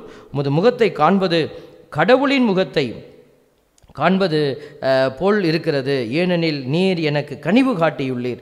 தொடக்க நூல் 33:9-10 இதை பார்க்குறோம். பாருங்கள், கடவுளை பார்ப்பது போல் இருக்குது. என் அண்ணனை பாருங்கள் எவ்வளோ உயர்வாக பேசுகிறார். என் அன்புக்குரிய சகோதர சகோதரிகளை, இன்றைக்கி அருமையான நாளில் நம்ம யோசித்து பார்ப்போம். இது மாதிரி நிறைய பைபிளில் இருக்குது. நான் பேசிகிட்டே இருப்பேன், உங்களுக்கே தெரியும். ஒரு சில பேர் எனக்கு கம்ப்ளைண்ட்டே வைக்கிறாங்க, இந்த சாமியார் வந்தால் சீக்கிரம் பேசி முடிக்க மாட்டார் அப்படின்னு. அதனால் நம்ம சொல்ல வேண்டியதை சொல்லிட்டு தான் போவோம். நம்ம என்ன செய்யணும், இப்போது நம்ம கண்கள் உயர்ந்து பார்க்குதா அப்படிங்கிறத நம்ம பார்க்கணும். நம்ம கண்களை உயர்த்தி பார்க்க தான் ஆண்டவர் நம்மளெல்லாம் அழைச்சிருக்கிறாரு. நம்ம இருக்கிற குறைகளையும் குப்பைகளையும் வேதனைகளையும் கசப்புகளையும் நாற்றத்தையும் மட்டுமே பார்த்துட்டு இருக்கக்கூடாது. உன் கண்கள் உயர்ந்து இருக்கட்டும். உன் வீட்டுக்குள்ளே நீங்கள் இருக்கீங்களா, உன் கண்கள் உயர்ந்து இருக்கட்டும். எல்லா விதத்துலேயுமே பிள்ளைகள் அப்பா அம்மாவை உயர்த்தி பாருங்கள். என் அப்பா பெரியவர், எங்கள் அம்மா பெரியவங்க, உயர்த்தி பாருங்கள். எங்கள் அம்மா எங்கள் அப்பா என் வாழ்க்கையில் அக்கறை உள்ளவங்க அப்படின்னு வாலிப பிள்ளைகள் சொல்லி பாருங்களேன். உன் கண்கள் உயர்த்தப்படும் பொழுது உங்களுடைய செயல்கள் எல்லாம் உயர்த்தப்படும். இன்றைக்கி வயதான பெற்றோர்களை பார்த்துட்டு அவங்க என்ன பண்ணாங்க என் வாழ்க்கையில், எனக்கு என்ன பண்ணாங்க, எனக்கு என்ன சொத்து கொடுத்தாங்களா, அது கொடுத்தாங்களா, பாருங்கள், நிறைய தாழ்த்தி பார்க்குற மனநிலை. அது நம்மளுடைய மனதை வெளிப்படுத்தக்கூடிய ஒரு அடையாளம். அதனால் இன்றைக்கி யோசிச்சு பாருங்கள். இன்றைக்கி கணவன் மனைவியாக இருப்பீங்க பல வருஷங்கள். ஒரு மனைவி செய்கிற பணியை கணவன் உயர்த்தி பார்க்கணும். வீட்டில் சாதாரண ஒரு ஹவுஸ் ஒய்ஃப்னு சொல்கிறது இன்றைக்கி ஒரு சிறுமையின் அடையாளமாக இருக்குது. நீங்கள் என்ன ஒர்க் பண்ணுறீங்க, அவங்க சில பேர் ரொம்ப ஃபீலிங்கோடு சொல்லுவாங்க, இல்லை நான் ஹவுஸ் ஒய்ஃப் அப்படின்வாங்க. ஹவுஸ் ஒய்ஃப்னு சொல்கிறது என்ன தெரியுங்களா, வீட்டை பராமரிக்கிற பெண்ணாக இருக்கிறேன். இன்றைக்கி வெளியில் வேலை செய்கிறவர்களை விட வீட்டில் இருக்கிறவங்களுக்கு வேலைகள் ஜாஸ்தி. அந்த வீட்டை ஒழுங்குபடுத்தணும், நெறிப்படுத்தணும், சமைக்கணும். அந்த சமையலை வந்து நிறைய பெண்கள் மகிழ்ச்சியோடு செய்கிறாங்க. ஐயோ கணவனுக்கு என்ன பிடிக்கும், ஐயோ அவருக்கு இது ஒத்துக்காது, நிறைய விஷயத்தை அவங்க பார்த்து செய்கிறாங்க. அப்போ சாப்பிட வருகிற கணவர் என்ன செய்யணும், கண்கள் உயர்த்தி அந்த சாப்பாட்டை பார்க்கணும், மனைவியினுடைய அன்பை பார்க்கணும். அவர்கள் இத்தனை வருடம் நமக்காக வாழ்ந்து கொண்டு இருக்கிறாங்களே. இன்றைக்கி ஒரு நியூஸ் செய்தியில் பார்த்தேன், ஏதோ ஒரு ஊர் பேரை மறந்துட்டேன், ஊர் பேரை. அங்கே ஒரு மனைவி தெரியாமல் கேணியில் விழுந்துட்டாங்க. வீட்டுக்காரரும் விழுந்துட்டார் உள்ள. அவருக்கு நீச்சல் தெரியாது. அவரும் என்ன செய்கிறார், உடனே குதிச்சிட்டார் மனைவியை காப்பாற்ற. இருவருக்கும் நீச்சல் தெரியாது. பாருங்கள், ஒருவர் தாங்கி அந்த இடத்துல அவருக்கு அப்புறம் பல மணி நேரத்தில் அவங்க காப்பாற்றிட்டாங்க. பாருங்கள், இதுதான் உண்மையான ஒரு அன்பினுடைய ஆழமாக நான் பார்க்குறேன். தன் மனைவி விழுந்துட்டாங்கன்னோடனே ஐயோ அம்மானை கத்தி கூப்பிடாமல் உதவிக்கு நான் ஓடுவேன் என் மனைவி அப்படின்ற ஒரு பந்தம். அப்போ பாருங்கள், இன்றைக்கி நம்ம கண் உயர்த்தி பார்க்க மறக்கும் போது தான் இந்த கணவன் மனைவி உறவு கூட ஒரு மாதிரி வேதனைக்குரியதாய் மாறுகிறது. பிள்ளைகள் மீது ஒரு கண் உயர்த்தி பார்க்கணும். என் பிள்ளை திறமை, இந்த பிள்ளை எந்த விஷயத்தில் திறமை, எல்லா பிள்ளையும் ஒரே மாதிரி அளந்து பார்க்கக்கூடாது. இந்த பிள்ளைக்கு வேற ஒரு திறமை, ஆண்டவர் ஒன்று அழகாக படைச்சிருக்கிறார். இந்த பிள்ளைக்கு என்ன திறமை, இந்த பிள்ளைக்கு என்னது, இது நல்லா படிக்கும், இது ஆல்ரவுண்டராக இருக்கும், நம்ம அதை தான் பார்க்கணும். இது படிக்கலைன்னு சொல்லக்கூடாது, இது படிக்கும், ஆனால் ரொம்ப கம்மியாக ஓரளவுக்கு ஜஸ்ட் பாஸில் இருக்கும், ஆவரேஜில் இருக்கும். ஆனால் இது மல்டி டேலண்டடாக இருக்கும். இதுக்கு வேறு டேலண்ட்டே இருக்காது, படிக்கிறது மட்டும்தான் டேலண்ட்டாக இருக்கும். அப்போ பாருங்கள், நம்ம இதையும் குறைவாக மதிப்பிடக்கூடாது, இதையும் குறைவாய் மதிப்பிடக்கூடாது. அப்போ கண் உயர்த்தி பார்க்கிற குடும்பங்கள் உயர்ந்து ஆண்டவருக்கு மகிமை கொடுக்கிறார். உங்களுடைய குடும்பம் எப்படிப்பட்ட குடும்பமாக இருக்கிறது அப்படின்னு நீங்கள் சோதிச்சு பாருங்கள். ஆண்டவர் ஒளியின் மக்களாக இருக்கத்தான் நம்மளை அழைக்கிறார். அந்த ஒளியின் பிள்ளைகளாக இருந்து கடவுளுக்கு நம்ம சான்று பகிர்வோம். இந்த நாளில் ஆண்டவர் நமக்கு கொடுக்குற இந்த ஒரு அருமையான அடையாளத்துக்காக, இந்த நல்ல சிந்தனைக்காக நம்ம கண் உயர்த்தி பார்த்து கடவுளுக்கு நன்றி செலுத்துவோம். ஆமென்.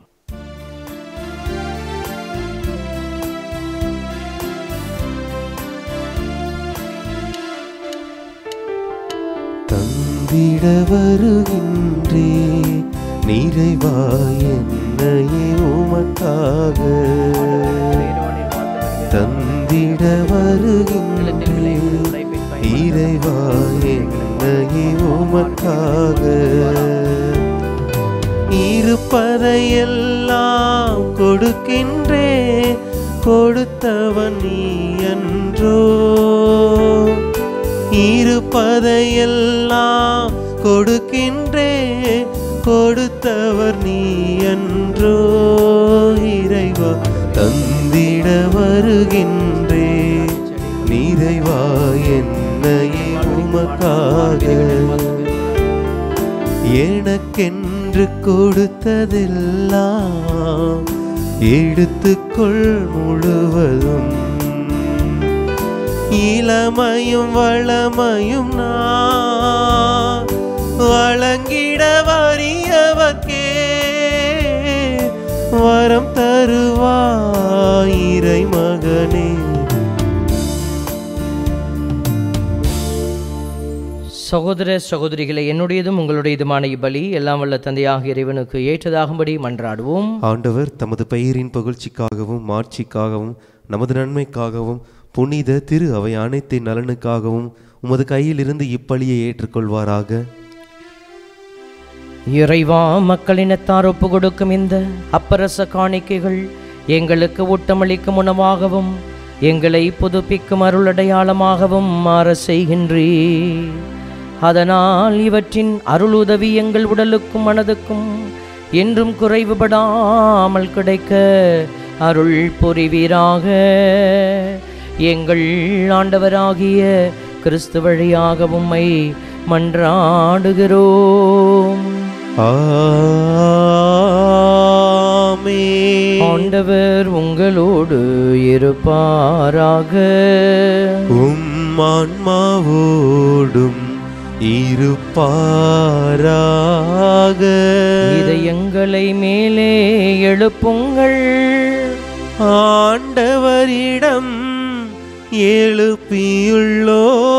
நம் இறைவனாகிய ஆண்டவருக்கு நன்றி கூறுவோம். அது தகுதியும் நீதியும் மானதே. ஆண்டவரே, தூயவரான தந்தையே, என்றும் வாழும் எல்லாம் வல்ல இறைவா, எந்நாளும் இவ்விடத்திலும் நாங்கள் உமக்கு நன்றி செலுத்துவது மெய்யாகவே தகுதியும் நீதியுமாகும். எங்கள் கடமையும் மீட்புக்குரிய செயலுமாகும். ஏனெனில் எங்கள் புகழுரை உமக்கு தேவையென்று, ஆயினும் நாங்கள் நன்றி செலுத்துவது உமது அருள் கொடையாலேயே. நாங்கள் உம்மை புகழ்ந்துரைப்பது உமது மாட்சியை மிகுதிப்படுத்தாது. எனினும் எங்கள் ஆண்டவராகிய கிறிஸ்து வழியாக நாங்கள் மீட்படைய அது பயன்படுகின்றது. ஆகவே வான தூதர் திரளோடு ஒன்று சேர்ந்து நாங்களும் உம்மை புகழ்ந்தேத்தி மகிழ்வுடன் அறிக்கையிட்டு ஒரே குரலாய் பாடுவதாவது: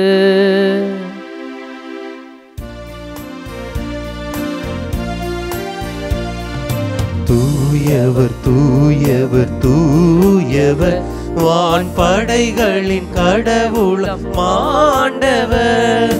விண்ணகமும் மண்ணகமும் உமது மாட்சியால் நிறைந்துள்ளன. உன்னதங்களிலே ஓசானா, உன்னதங்களிலே ஓசானா. ஆண்டவர் பெயரால் வருகிறவர் ஆசீர் பெற்றவர். உன்னதங்களிலே ஓசானா, உன்னதங்களிலே ஓசானா. ஆண்டவரே, நீர் மெய்யாகவே தூயவர், தூய்மை அனைத்துக்கும் ஊற்று. ஆகவே உம்முடைய ஆவியை பொழிந்து இக்காணிக்கைகளை தூய்மைப்படுத்த உம்மை வேண்டுகிறோம். இவ்வாறு எங்கள் ஆண்டவர் இயேசு கிறிஸ்துவின் உடலும் இரத்தமுமாக எங்களுக்கு இவை மாறுவனவாக. அவர் பாடுபட உளம் கனிந்து தம்மை கையளித்த போது அப்பத்தை எடுத்து நன்றி செலுத்தி அதை பிட்டு தம் சீடர்களுக்கு அளித்து அவர் கூறியதாவது: அனைவரும் இதிலிருந்து பெற்று உண்ணுங்கள், ஏனெனில் இது உங்களுக்காக கையளிக்கப்படும் என் உடல்.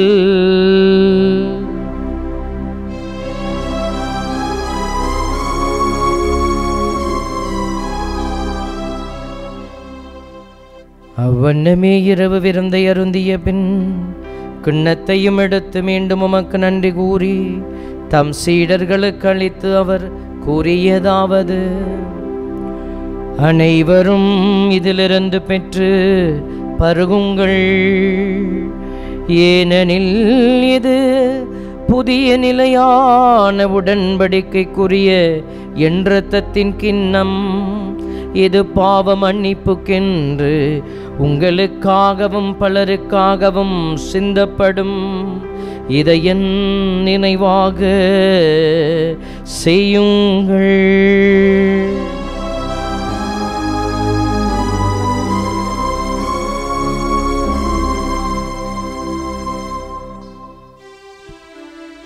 நம்பிக்கையின் மறைபொருள். ஆண்டவரே, நீர் வருமளவும் உமது இறப்பினை அறிக்கையிடுகின்றோம், உமது உயிர்ப்பினையும் எடுத்துரைக்கின்றோம். ஆகவே ஆண்டவரே, நாங்கள் கிறிஸ்துவின் இறப்பினையும் உயிர்ப்பினையும் நினைவு கூர்ந்து வாழ்வு தரும் அப்பத்தையும் மீட்பளிக்கும் கிண்ணத்தையும் ஒப்புக் கொடுக்கிறோம். முது திருமணன்று நமக்கு ஊழியம் புரிய தகுந்தவர்களை நீங்கள் ஏற்றுக்கொண்டு எனவே நன்றி செலுத்துகிறோம். கிறிஸ்துவின் உடலிலும் இரத்தத்திலும் பங்கு கொள்ளும் எங்களை தூய ஆவியார் ஒன்று சேர்க்க வேண்டுமென உம்மை தாழ்மையுடன் மன்றாடுகிறோம். ஆண்டவரே, உலகெங்கும் பரவியிருக்கிற முது துறவியை நினைவு கூர்ந்தருளும். எங்கள் திருத்தந்தை பிரான்சிஸ், எங்கள் ஆயர் ஆரோக்கியராஜ், எல்லா திருநிலையினராகிய அனைவரோடும் முது துறவை அன்பில் நிறைவு பெற செய்தருளும். இந்த நாளில் இந்த பலியை எங்களோடு இணைந்து ஜெபித்து கடவுளையுடைய காரியத்தை கண்ணுயர்த்தி பார்க்க ஆசையோடு மன்றாடுகிற பிள்ளைகள் அனைவருக்கும் நிறைவான ஆசீர்வாதத்தையும் பலத்தையும் அகக்கண்களுடைய அபிஷேக ஒளியையும் தந்தருளும். உயிர்த்தலும் எதிர்நோக்குடன் துயில்களும் எம் சகோதர சகோதரிகளையும் இறந்தோர் அனைவரையும் இரக்கத்துடன் நினைவு கூர்ந்தும் அது திருமுக ஒளியினுள் ஏற்றருளும். எங்கள் அனைவர் மீதும் இரக்கமாயிரும். கடவுளின் கன்னி தாயான புனித மரியா, அவருடைய கணவரான புனித யோசேப்பு, புனித திரு தூதர்கள், இவ்வுலகில் முக்குகந்தவராய் இருந்தோர் ஆகிய புனிதர் அனைவருடனும் நாங்கள் நிலைவாழ்வில் பங்கு கொள்ளும் தகுதி பெற்று உம் திருமகன் இயேசு கிறிஸ்து வழியாக உம்மை புகழ்ந்தேத்தும் வரமருள உம்மை மன்றாடுகிறோம். இவர் வழியாக இவரோடு இவரில் எல்லாம் வல்ல இறைவனாகிய தந்தையே, தூயாவியாரின் ஒன்றிப்பில் எல்லா புகழும் ஆட்சியும் என்றென்றும் உமக்கு உரியதே. ஆமென், ஆமென், ஆமென்.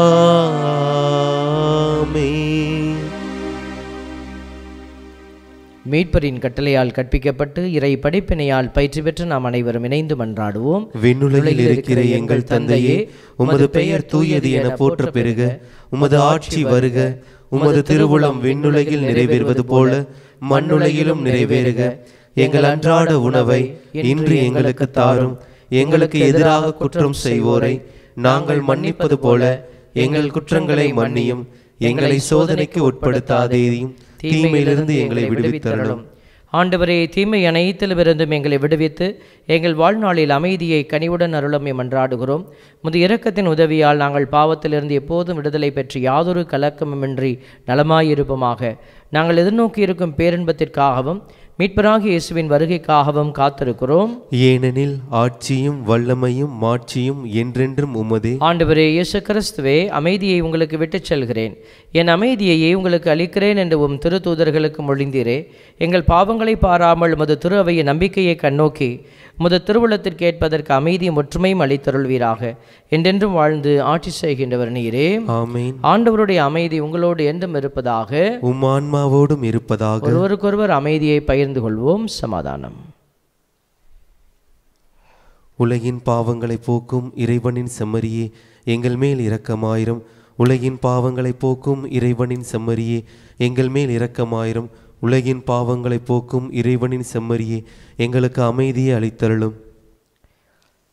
இதோ இறைமகன் இயேசு கிறிஸ்து, இவரே நமது பாவங்களை போக்கி நம்மை பலப்படுத்துகிறவர். நாம் கண்கள் உயர்த்தி பார்க்க நம்முடைய அகக்கண்களை திறக்கிற ஆண்டவர். இவருடைய விருந்திற்கு அழைக்கப்பெற்ற நீங்கள் ஒவ்வொருவரும் பேறு பெற்றோர். ஆண்டவரே, நீர் என் இல்லத்தில் எழுந்தருள நான் தகுதியற்றவன், ஆனால் ஒரு வார்த்தை மட்டும் சொல்லியருளும், எனது ஆன்மா நலமடையும். கிறிஸ்துவின் திருவுடலும் இரத்தம் நம்மை காத்து நமக்கு நித்திய வாழ்வு அளிப்பதாக. ஆமென். ஆசை திருவிருந்துக்கான மன்றாட்டு. ஆண்டவரே, நீர் என் இல்லத்தில் எழுந்தருள நான் தகுதியற்றவன், ஆனால் ஒரு வார்த்தை மட்டும் சொல்லியருளும் என்று நூற்றுவர் தலைவன் ஜெபித்தது போல நாங்களும் இப்போது உம் திருப்பாதம் பணிந்து வேண்டுகிறோம். இனிய இயேசுவே, நாங்கள் தகுதியற்றவர்களாய் இருந்தாலும் எங்கள் தகுதியின்மையை பாராமல் நீர் எங்கள் உள்ளங்களில் எழுந்து வாரும். உம் அன்பிலும் அருளிலும் நாங்கள் நிலைத்திருக்க எம்முள் எழுந்து வாரும். உம் பிள்ளைகளாக உயிருள்ள உண்மை சாட்சிகளாக உமது நற்செய்தின்படி வாழ்பவர்களாக எங்களை உருமாற்ற வாரும். தந்தையின் திருவுளப்படி வாழ்ந்திட எங்களுக்கு துணை புரிந்திட வாரும். நன்மை செய்வதில் ஆர்வமுள்ளவர்களாய் தீமைகள் அனைத்திலிருந்தும் விடுதலை பெற்றவர்களாய் வாழவும் எங்களை வழிநடத்த வாரும். எல்லா நலன்களும் வளங்களும் எங்களை நிரப்ப வாரும். ஆமேன். ஆண்டவருக்குள் பிரியமான சகோதர சகோதரிகளே, கடவுள் இந்த பூவுலகத்தை படைத்து பல்வேறு விதமான நன்மைகளால் அதை நிரப்பி அதை மனிதர்களாகிய நம்மிடத்திலே கொடுத்த ஆண்டு வழிநடத்தும்படி பொறுப்பையும் கொடுத்திருக்கிறார். பல்வேறு நிலைகளிலே இந்த பூமியினுடைய செயல்பாட்டின்படி நமக்கு ஒரு சில நேரத்தில் அசம்பாவிதங்களும் கவலைகளும் அல்லது துன்பங்களும் நேரிடலாம். ஆனால் கடவுளுடைய படைக்கப்பட்ட அந்த திட்டத்தின்படி எல்லாம் நன்மைக்காகவே இருக்கிற அதை கண்ணுயர்த்தி பார்க்கிற பிள்ளைகளுக்கு மட்டும்தான் அது உண்மை விளங்கும். இதோ இந்த நேரத்தில் அன்பு கூறுவேன் ஆண்டவரே, இன்னும் அதிகமாய் என் வாழ்க்கையிலே சில கசப்புகள், சில இழப்புகள், சில வேதனைகள் இருந்தாலும் என் ஆண்டவர் அவைகளையும் நன்மையாக மாற்ற வல்லவர் நீர் ஒருவர் மட்டுமே என்பதை அறிந்தவர்களாக இன்னும் அன்பு கூற எனக்கு ஆற்றல் தாரும். கண்ணுயர்த்தி உம்முடைய மகிமையை பார்க்க என் கண்களை திறந்தருளும் என்று பாடி துதித்து ஜெபிப்போம்.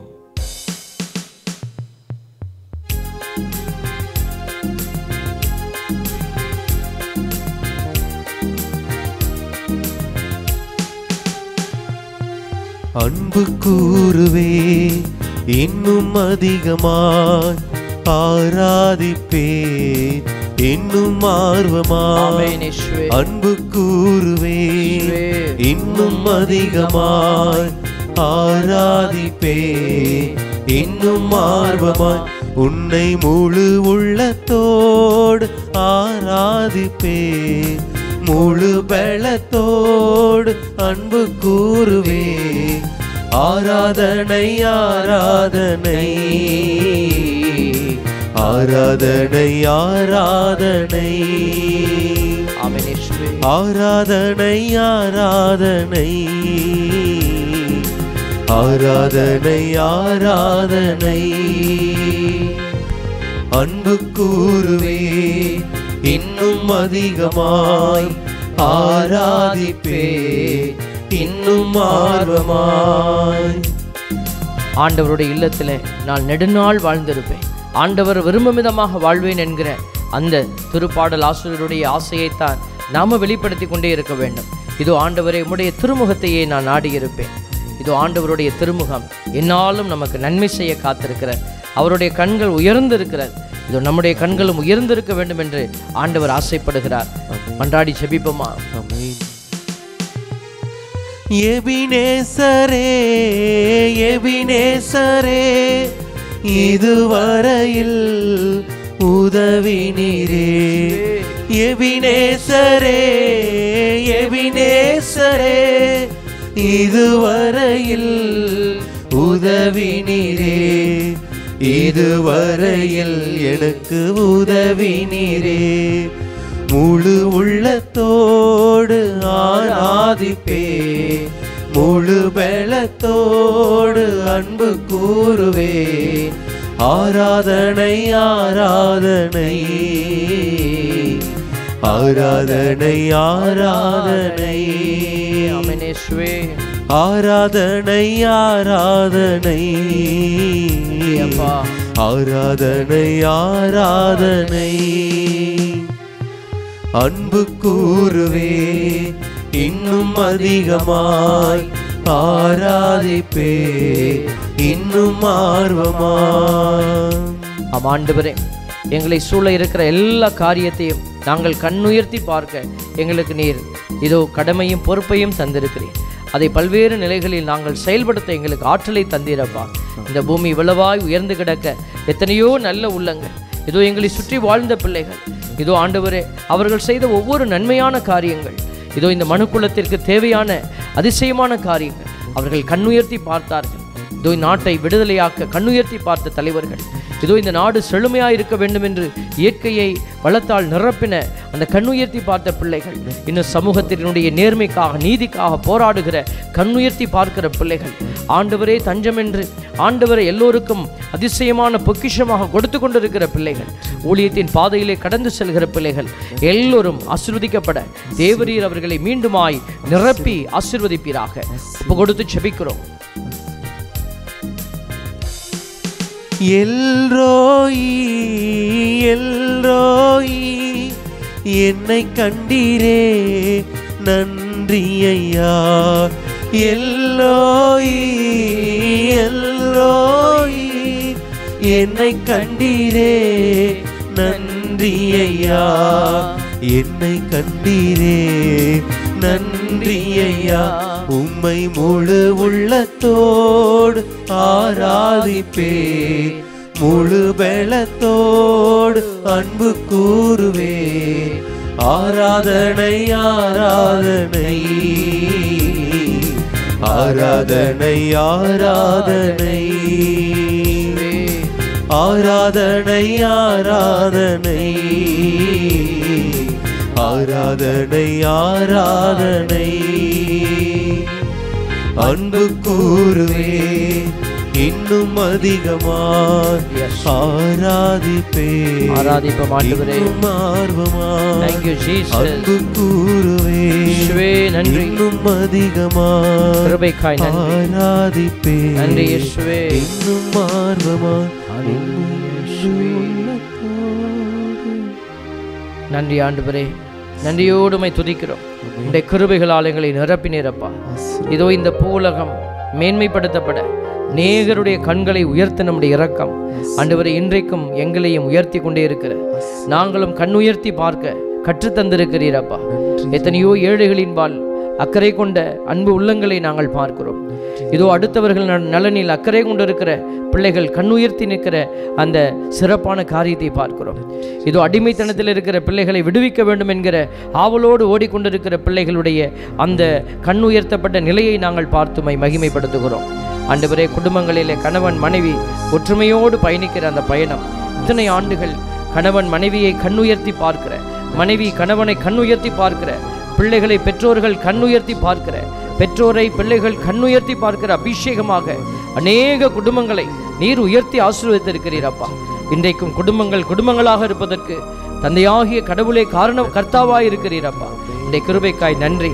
பரிசுத்த இரக்கம் இன்னும் மேன்மைப்பட ஜெபிக்கிறோம் ஆண்டவரே. இன்னும் குறைகளோடு நிற்கிற பிள்ளைகள் இன்று ஆசீர்வதிக்கப்படுவார்களாக. தங்கள் கண்களை உயர்த்தி பார்க்க தெரியாத பலவீனப்பட்ட நிலையில் இருக்கிற பிள்ளைகள், சுயநலத்தினாலே கட்டப்பட்டு கிடக்கிற பிள்ளைகள், எனக்கு எனக்கு தான் நான் என்கிற அந்த தன்னை குறித்த சிந்தனையிலே விழுந்து கிடக்கிற பிள்ளைகள் கண்ணுயர்த்தி பார்க்க தேவரீர் பலனை தருவீராக. பிரச்சனைகளாகவே பார்த்து பார்த்து மடிந்து போகிற சமூகத்தை அல்ல, பிரச்சனைகளிலிருந்து மீண்டெடுத்து வெளியே வருகிற, பிரச்சனைகளை மாற்றி போடுகிற இதோ அந்த பிள்ளைகளைத்தான் நீர் கண்ணுயர்த்தி பார்க்கிற அபிஷேகத்தோடு வைத்திருக்கிறேன். அப்படிப்பட்ட ஆசீர்வாதம் பிள்ளைகளுக்கு நிறைவாய் கிடைக்க, குடும்ப கஷ்டங்களிலிருந்து வெளியே ஓடி வர கண்ணுயர்த்தி பார்க்கிற அபிஷேகம் கிடைக்க தேவரீர் கிருபை செய்வீராக. பரிசுத்த தெய்வமே, இந்த நாட்டை சீர்குலைக்கிற தீமைகள், இதோ ஒவ்வொரு நாடுகளையும் ஆண்டு கொண்டிருக்கிற தலைவர்கள் கண்ணுயர்த்தி பார்த்து, இதோ இந்த தேசத்தை, இந்த நாட்டை நான் ஒருபுறம் அழிக்கிற பொழுது இந்த நாட்டினுடைய இதோ மனிதர்கள் வாழக்கூடிய ஒவ்வொரு பகுதியினுடைய இதோ அழிவும் என்னுடைய கையிலிருந்து தான் செல்லுகிறது என்பதை அறிந்து செயல்பட, கண்ணுயர்த்தி பார்க்க முடியாத அந்த கண்கள் எல்லாம் அகக்கண்கள் ஒளியூட்டப்பட்ட நிலையிலே கண்ணுயர்த்தி பார்த்து தேசத்திற்காய் அவர்கள் பாடுபட, தேசத்தின் நன்மைக்காய் மீண்டுமாய் அவர்கள் இயற்கையை பேணி காக்க, தேசத்தின் நன்மைக்காய் உயிர்களை பாதுகாக்க, தேசத்தின் நன்மைக்காய் அடுத்தவர்களை அன்பு செய்து இதோ அந்த தேசத்திலே இடமளித்து அனாதைகளாக இதோ அகதிகளாக ஓடி வருகிற பிள்ளைகளுக்கு இதோ அவர்கள் ஒரு அடைக்கல பாறையாக இருக்க தேவரீர் கிருபை செய்வீராக. இன்னும் பல்வேறு நிலைகளிலே இதோ பிள்ளைகள் நாங்கள் அகக்கண்களை உயர்த்தி பார்க்கிற அபிஷேகம் எங்களுக்குள்ளே பெருக வேண்டும் என்று ஆண்டவரும் மீட்பருமான இதோ எங்களை அகக்கண் நோக்கி கண்கள் உயர்த்தி பார்த்த உம்முடைய தெய்வீக இரக்கத்திற்கு முன்பாக எங்களையும் எங்களுடைய எல்லா காரியத்தையும் ஒப்பு கொடுத்து ஜெபிக்கிறோம். ஜெபம் கேளும் எங்கள் நல்ல பிதாவே. ஆமென். ஆமென். ஆமென். நன்றி கூறி மன்றாடுவோமாக. ஆண்டவரே, நாங்கள் உட்கொண்ட உமது இத்திருவுணவு நம்பிக்கையாளர் உம்மில் ஒன்றித்திருப்பதை குறித்து காட்டுகின்றது. அதுபோல உமது திரு அவையிலும் ஒற்றுமையை அது விளைவிப்பதாக எங்கள் ஆண்டவராகிய கிறிஸ்து வழியாக உம்மை மன்றாடுகிறோம். ஆமென். ஆண்டவர் உங்களோடு இருப்பாராக. உம் ஆன்மாவோடும் இருப்பாராக. எல்லாம் வல்ல இறைவன் தந்தை, மகன், தூயாவியார் உங்கள் அனைவரையும் ஆசீர்வதிப்பாராக. ஆமென். ஆண்டவரை போல கண்கள் உயர்த்தி என்னாலும் வாழ்வில் உயர்ந்து நிற்க சென்று வாருங்கள். திருப்பலி நிறைவேறிற்று. இறைவனுக்கு நன்றி.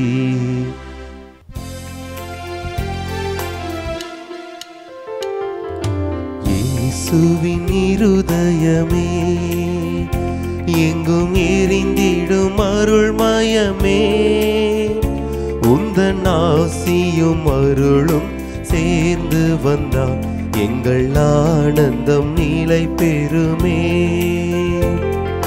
இயேசுவின் இருதயமே, எங்கும் எரிந்திடும் அருள்மயமே, உந்தன் ஆசியும் அருளும் சேர்ந்து வந்தால் எங்கள் ஆனந்தம் நிலை பெறுமே.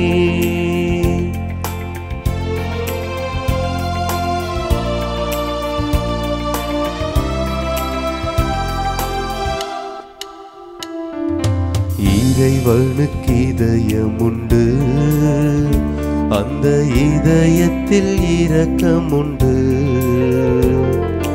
இறைவனுக்கு இதயம் உண்டு, அந்த இதயத்தில் இரக்கம் உண்டு.